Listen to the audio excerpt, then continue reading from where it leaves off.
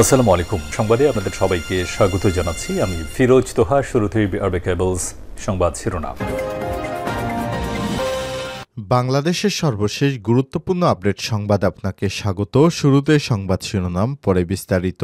শুরুতেই জানাবো, ফরিদপুরের শ্রমিক লীগ সভাপতি নাসিরকে গ্রেপ্তারের দাবিতে সমন্বয়কদের আলটিমেটাম। জুলাই গণঅভ্যুত্থানে ছাত্র জনতাকে হত্যা ও হামলায় একাধিক মামলার আসামি ফরিদপুর জেলা শ্রমিক লীগের সভাপতি গোলাম নাসিরসহ প্রকাশ্যে ঘুরে বেড়ানো হামলাকারীদের গ্রেপ্তারের দাবিতে সংবাদ সম্মেলন করেছে ফরিদপুর বৈষম্যবিরোধী ছাত্র আন্দোলনের সমন্বয়করা।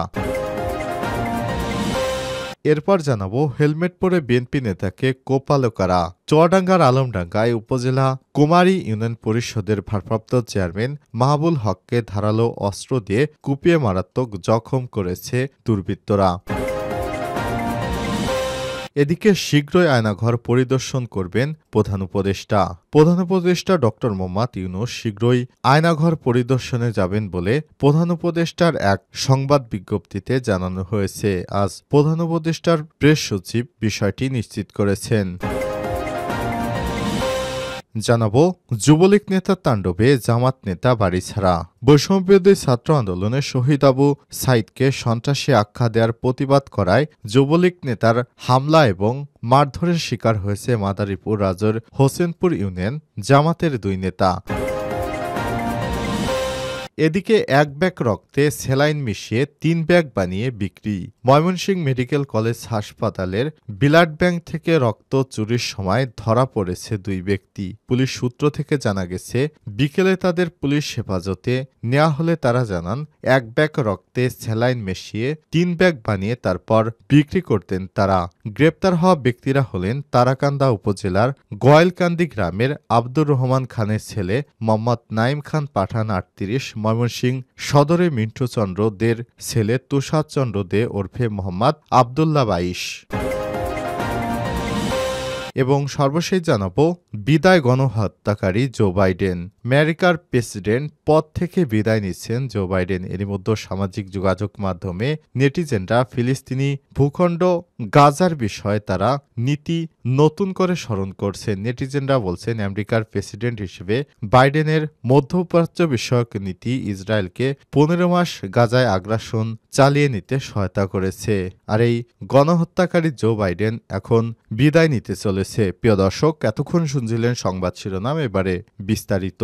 তবে তার আগে বন্ধুরা, অনুরোধ থাকবে সংবাদটিতে একটি লাইক দিন। এই চ্যানেলে আপনি নতুন হয়ে থাকলে আমাদের সংবাদটি দেখতে দেখতে চ্যানেলটি সাবস্ক্রাইব করে রাখুন। কমেন্ট করে আপনার মূল্যবান মতামত জানিয়ে দিন আপনি বিশ্বের কোন দেশ থেকে বা বাংলাদেশের কোন স্থান থেকে আমাদের সংবাদটি দেখছেন এবং শুনছেন। এবারে বিস্তারিত। শ্রমিক লীগ সভাপতি নাসিরকে গ্রেপ্তারের দাবিতে সমন্বয়কদের আলটিমেটাম। জুলাই গণঅভ্যুত্থানে ছাত্র জনতার হত্যা মামলায় একাধিক মামলার আসামি ফরিদপুর জেলা শ্রমিক লীগের সভাপতি গোলাম নাসিরসহ প্রকাশ্যে ঘুরে বেড়ানো হামলাকারীদের গ্রেপ্তারের দাবিতে সংবাদ সম্মেলন করেছে ফরিদপুর বৈষম্যবিরোধী ছাত্র আন্দোলনের সমন্বয়করা। রোববার ১৯ জানুয়ারি বেলা 11:30টার দিকে ফরিদপুর পুলিশ সুপারের কার্যালয়ের পাশে পুনাক রেস্টুরেন্টের সামনে সংবাদ সম্মেলনে বক্তব্য রাখেন ফরিদপুর অন্যতম সমন্বয়ক সোহেল রানা। এর আগে বৃহস্পতিবার ১৬ জানুয়ারি সকাল 11টায় রাজধানীর ইঞ্জিনিয়ারিং ইনস্টিটিউটে বাংলাদেশ সড়ক পরিবহন শ্রমিক ফেডারেশন আয়োজিত কেন্দ্রীয় কমিটির বর্ধিত সভায় প্রকাশ্যে পলাতক আসামি ফরিদপুর জেলা শ্রমিক লীগের সভাপতি গোলাম নাসির ও জেলা শ্রমিক লীগের সহসভাপতি জুবায়ের জাকির বক্তব্য রাখেন। তারা দুজনে শ্রমিক ফেডারেশনের কেন্দ্রীয় নেতা। ওই বর্ধিত সভায় সভাপতিত্ব করেন ফেডারেশনের ভারপ্রাপ্ত সভাপতি আব্দুর রহিম বক্স দুদু। প্রধান অতিথি হিসেবে জাতীয়তাবাদী শ্রমিক দলের সমন্বয়ক ও বিএনপি চেয়ারপারসন খালেদা জিয়ার বিশেষ সহকারী শামসুর রহমান শিমুল বিশ্বাস। এমন একটি অনুষ্ঠানে ছাত্র জনতার আন্দোলনে সরাসরি হামলায় অংশ নেয়া ফরিদপুর জেলা শ্রমিক লীগের সভাপতি পুলিশের তালিকাভুক্ত শীর্ষ সন্ত্রাসী গোলাম নাসির ও জুবায়ের জাকিরের বক্তব্য দেওয়ার বিষয়টি কোনোভাবেই মেনে নিতে পারছে না ফরিদপুরের ছাত্র সমন্বয়করা। তাদের বক্তব্য সামাজিক যোগাযোগ মাধ্যম ফেসবুকে ভাইরাল হওয়ার পর ক্ষুব্ধ হয়ে এই আলটিমেটাম দেন ছাত্র সমন্বয়করা। সমন্বয়ক সোহেল রানা বলেছেন, এই নাসির ছাত্র জনতার আন্দোলনে সরাসরি তার বাহিনী নিয়ে হামলায় অংশগ্রহণ করে। তাদের বিরুদ্ধে একাধিক মামলা থাকার পরও হামলাকারীরা প্রকাশ্যে ঘুরে বেড়াচ্ছে। আগামী 5 দিনের মধ্যে নাসির সহ হামলাকারীদের গ্রেপ্তার দেখাতে না পারলে পুলিশ সুপারের কার্যালয়ের সামনে আমরণ অনশনে বসবো আমরা। শুধু নাসির একা নয়, অনুষ্ঠান সঞ্চালনা করতে দেখা গেছে জেলা শ্রমিক লীগের সিনিয়র সভাপতি মোহাম্মদ জুবায়ের জাকিরকে। পুলিশ খুঁজে না পেলেও এমন একটি অনুষ্ঠানে বক্তব্য দিতে দেখে হতবাক ফরিদপুরের সাধারণ মানুষ ও ছাত্র সমাজ। সংবাদ সম্মেলনে অন্যান্যদের মধ্যে উপস্থিত ছিলেন সমন্বয়ক আবরাব নাদিম ইতু, নীরব, ইমতিয়াজ শান্ত, মেহেদী হাসান হৃদয়, সাজিদ খান, আবু নাইম, জেবা অতসী, সিফাত, ওয়ালিদ আশরাফ, তাহসিন জেবা, ফারহান নাইব প্রমুখ। হেলমেট পরে বিএনপি নেতাকে কোপালো কারা? চুয়াডাঙ্গার আলমডাঙ্গায় উপজেলা কুমারী ইউনিয়ন পরিষদের ভারপ্রাপ্ত চেয়ারম্যান মাহবুব হককে ধারালো অস্ত্র দিয়ে কুপিয়ে মারাত্মক জখম করেছে দুর্বৃত্তরা। তিনি আলমডাঙ্গা উপজেলা বিএনপির ত্রাণ এবং পুনর্বাসন কমিটির সভাপতি। শনিবার 18 জানুয়ারি রাত 8টার দিকে আলমডাঙ্গা তাঁতি শেডের পাশে সোহেলের চায়ের দোকানের সামনে এই জখমের ঘটনা ঘটে। প্রত্যক্ষদর্শীরা জানিয়েছে, ভারপ্রাপ্ত চেয়ারম্যান মাহবুল হক রাত 8টার দিকে 8 থেকে 10 জনকে সঙ্গে নিয়ে তাঁতি শেডের পাশে চায়ের দোকানে বসেছিলেন। তিনি সেখান থেকে বের হওয়ার সময় সঙ্গে হঠাৎ একজন অপরিচিত ব্যক্তি মাথায় হেলমেট পরা অবস্থায় চড়াও হয়ে তার ঘাড়ে ধারালো অস্ত্র দিয়ে কোপ মারে। সময় মাহবুব হক হাত দিয়ে সেই কোপ ঠেকিয়ে দিয়ে জীবন রক্ষা পান। এই ঘটনার পরপরই সেই দুর্বৃত্ত দ্রুত সেখান থেকে পালিয়ে যায়। জখম চেয়ারম্যানকে উদ্ধার করে চুয়াডাঙ্গা সদর হাসপাতালে নেয় স্থানীয়রা। বর্তমান তিনি সেখানে চিকিৎসাধীন রয়েছেন। আলমডাঙ্গা থানার officer in charge OC Mahmudur Rahman জানান, এই ঘটনায় থানায় কেউ অভিযোগ করেনি। সিসিটিভি ফুটেজ পেয়েছি, তবে হেলমেট মাথায় থাকায় হামলাকারীকে চেনা যাচ্ছে না। পুলিশ অভিযান অব্যাহত রেখেছে। হামলাকারীকে গ্রেপ্তারের চেষ্টা চলছে বলে জানিয়েছে আইনশৃঙ্খলা রক্ষাকারী বাহিনীর সদস্যরা।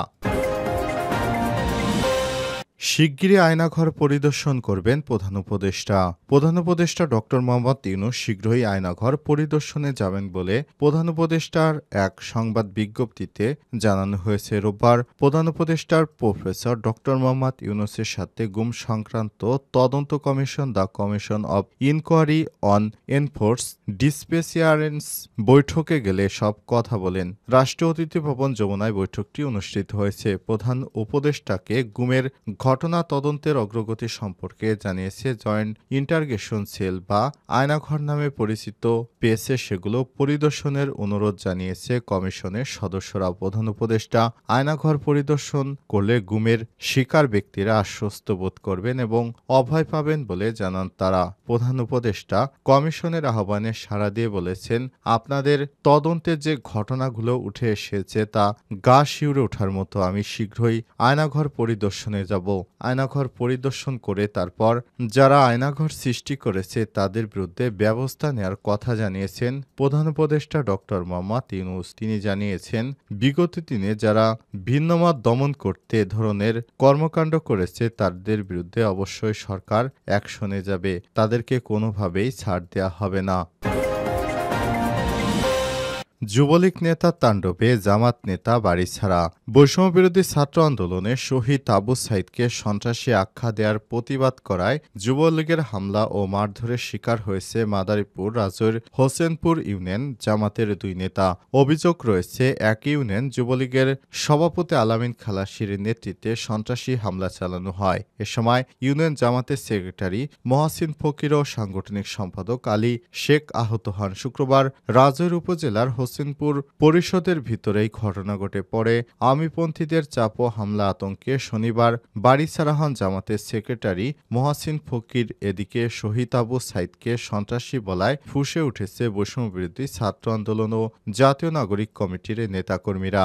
জামাত ও স্থানীয় সূত্র থেকে জানা যায়, শুক্রবার সন্ধ্যায় একটা বিবাহ বিচ্ছেদের ঘটনা নিয়ে রাজৈর উপজেলা হোসেনপুর ইউনিয়ন পরিষদের সালিশে বৈঠক হয়। এ সময় একজনের নামকে অনুসরণ করে বৈষম্যবিরোধী ছাত্র আন্দোলনে নিহত শহীদ আবু সাইদকে সন্ত্রাসী নেশাখোর বলে আখ্যায়িত করেন হোসেনপুর ইউনিয়ন যুবলীগের সভাপতি আলামিন খালাসি। সঙ্গে সঙ্গে প্রতিবাদ করেন জামাতের সেক্রেটারি মহসিন। এ নিয়ে মহসিনের উপর চড়াও হন আলামিন ও পাশের গোপালগঞ্জ মুকসিদপুর উপজেলার রাঘদি ইউনিয়ন যুবলীগ নেতা মনোয়ার। বাকবিতণ্ডার এক পর্যায়ে তারা লোকজন নিয়ে মহসিন ফকির ও আলী শেখকে মারধর করে। পরে পুলিশ এসে পরিস্থিতি নিয়ন্ত্রণে আনে। তবে এই ঘটনায় কোনো পক্ষকে নিয়ে উল্টো মহসিন ফকিরকে জামাতের সাধারণ সম্পাদক পদ থেকে অব্যাহতি দিয়েছে রাজৌর উপজেলা জামাতের নেতাকর্মীরা। এরপরই বিভিন্ন চাপ ও হামলা আতঙ্কে বাড়ি ছেড়ে পালিয়ে যান ভুক্তভোগী